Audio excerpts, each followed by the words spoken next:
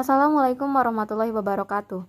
Pada kesempatan kali ini, kami kelompok 2 akan memaparkan tentang marketing mix dan STP dari perusahaan Nestle.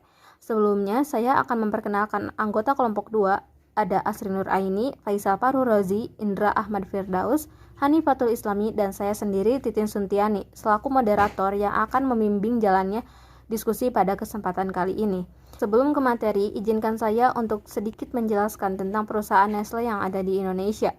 Nestle Indonesia adalah anak perusahaan Nestle SE yang berpusat di Vevey, Swiss, dan telah beroperasi selama 150 tahun. Sebagai perusahaan gizi, kesehatan, dan keafiatan terkemuka di dunia, Nestle mulai beroperasi di Indonesia pada tahun 1971. Nestle Indonesia kini memperkerjakan lebih dari 3.300 karyawan dan mengoperasikan 4 pabrik, yaitu Pabrik Kejayaan di Jawa Timur untuk mengolah produk susu seperti Denkau dan Bir Brand, Pabrik Panjang di Lampung untuk mengolah kopi instan yaitu Nescafe, Pabrik Cikupa di Banten untuk memproduksi produk kembang gula yaitu Fox, Polo, dan Crunch, serta Pabrik Karawang di Jawa Barat untuk memproduksi Denkau, Milo, dan Cerelac.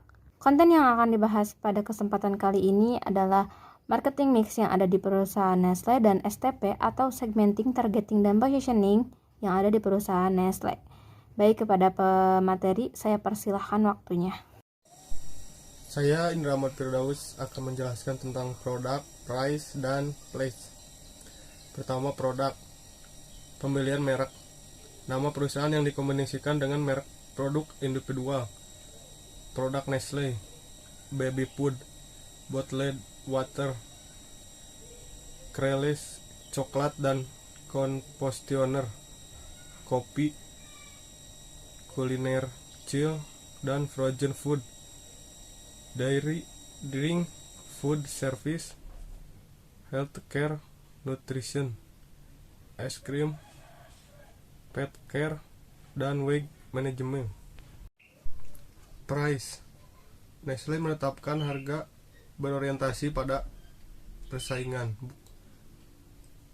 Tujuan dari penetapan harga ini agar dapat menyaingi pesaing. B. Persaingan bukan harga. C. Kepemimpinan kualitas produk dengan tagline Good Food, Good Life. Place. Nestle telah memiliki pabrik di 80 negara dan beroperasi di 197 negara di seluruh dunia. Di benua Amerika ada Argentina 7, Bolivia 1, Brazil 23, Kanada 11, Chili 7, Kolombia 4, Costa Rica 1, Kuba 3, Dominican Republic 2, Ekuador 2, Guatemala 3, Jamaika 1, Meksiko 11, Nicaragua 1, Panama 1, Peru 1, Trinidad and Tobago 1, United States 77, Uruguay 1, Venezuela 5.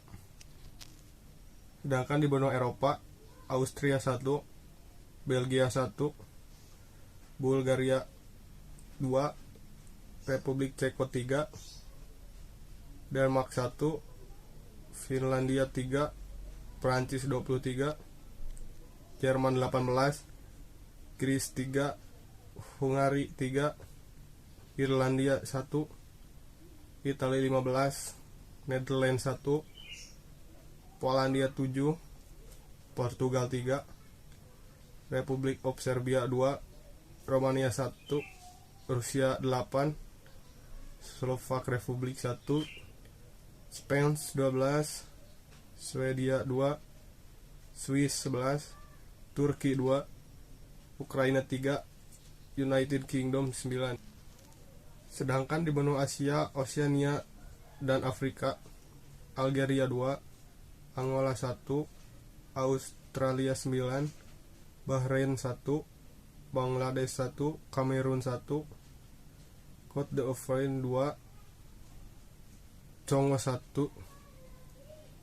Egypt 3, Ghana 1, Cina 29, India 7, Indonesia 4, Iran 2, Irak 1, Israel 9, Jepang 3, Jordan 1, Kenya 1, Lebanon 2, Malaysia 6, Maroko 1, New Zealand 2, Nigeria 2, Pakistan 4, Papua Nugini 1, Filipina 6, Qatar 1, Korea 1, Saudi Arabia 7, Senegal 1, Singapura 2, Afrika Selatan 8, Sri Lanka 1, Syria 1, Thailand 7, Tunisia 1, United Arab 2, Uzbekistan 2, Vietnam 5, dan Zimbabwe 1.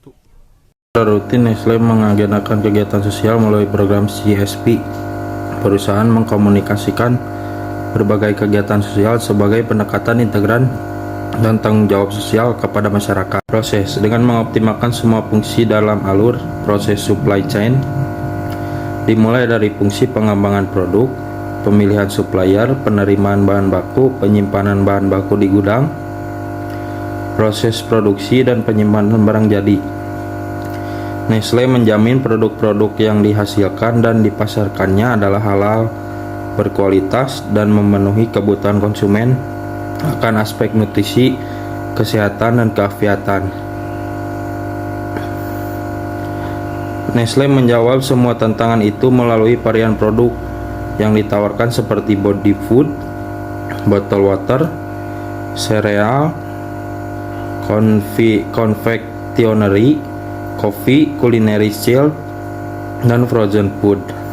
People, Nestle Indonesia kini memperkerjakan lebih dari 3.300 orang karyawan dan terbesar di 4 pabrik, yaitu pabrik pengolahan susu seperti Denko dan Bear Brand di Kejayan, Jawa Timur, pabrik pengolahan kopi instan seperti Nescafe di Panjang, Lampung, pabrik kembang gula seperti Fox, Polo, dan Crunch di Cikupa, Banten, serta pabrik di Karawang, Jawa Barat yang memproduksi Milo dan sereal. Physical environment, kepedulian Nestle terhadap lingkungan juga direfleksikan dalam bentuk sosialisasi pengetahuan tentang pemanfaatan sumber daya alam secara bijaksana sesuai kebutuhan, agar kelangsungan hidup jangka panjang menjadi lebih baik. Beberapa program yang dilaksanakan diantaranya menciptakan manfaat bersama di Nestle, gizi dan kesehatan, air dan lingkungan hidup, dan pengembangan perdesaan dan pengembangan Nama saya Hanifatul Islami. Saya akan menjelaskan mengenai segmenting perusahaan Nestle. Segmenting sendiri yaitu merupakan proses membagi pasar dalam beberapa kelompok berdasarkan kebutuhan dan keinginan yang sama. Dan perusahaan Nestle menggunakan beberapa analisis. Nestle meluncurkan produk mereka untuk beberapa variabel seperti demografis, geografis, dan psikografis. Variabel yang pertama ada demografis. Berdasarkan umur, Nestle meluncurkan berbagai jenis produk sesuai dengan umur, seperti Cerelac dan Lactogen untuk bayi, Milo untuk berbagai umur, dan Nescafe untuk anak muda, dan lain sebagainya. Berdasarkan besar keluarga, Nestle meluncurkan berbagai jenis produk sesuai dengan besar keluarga, seperti paket Megimi dan Cornflakes untuk ukuran kecil dan besar. Berdasarkan pekerjaan, perusahaan Nestle juga meluncurkan produk untuk berbagai masyarakat yang diduduki. Nescafe untuk orang yang bekerja banyak, Milo minuman berenergi, dan Cornflakes untuk sarapan. Berdasarkan loyalitas konsumen, dengan banyak produk Nestle telah tersegmentasi pasar mereka dengan loyalitas konsumen. Konsumen setia kepada merek Nescafe, Coffee Mate, dan lain sebagainya. Variabel yang kedua yaitu geografis. Berdasarkan alam, perusahaan Nestle Singapura telah mensegmentasi pasar es Nescafe.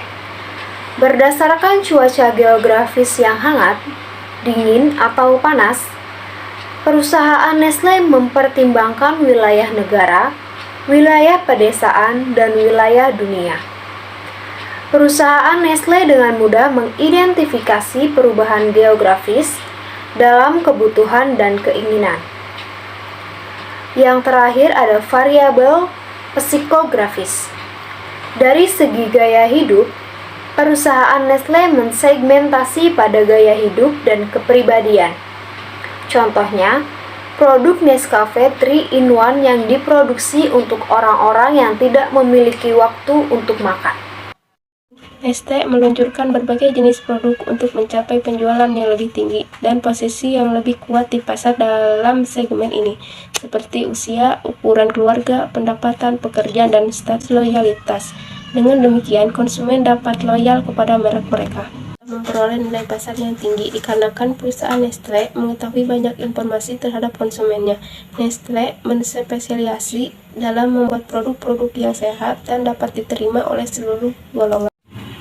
Positioning produk depression. Nestle memproduksi banyak produk yang ditargetkan pada pasaran semua umur dengan contoh memproduksi beberapa varian Denko untuk anak-anak dan sereal kemasan untuk segala usia. Channel depression. Nestle menjual produknya dengan menggunakan tenaga penjualan yang berpengalaman dan transportasi yang aman sehingga produk mereka mudah dijangkau oleh pelanggan. Demikian presentasi dari kelompok 2. Terima kasih kepada pemateri yang sudah menyampaikan materinya dengan baik, dan terima kasih kepada Bapak Solihin selaku dosen manajemen pemasaran internasional. Saya sebagai moderator dan perwakilan dari kelompok 2 meminta maaf atas kurang dan salahnya saat proses penyampaian dari kelompok kami. Wabillahi taufiq wal hidayah. Wassalamualaikum warahmatullahi wabarakatuh.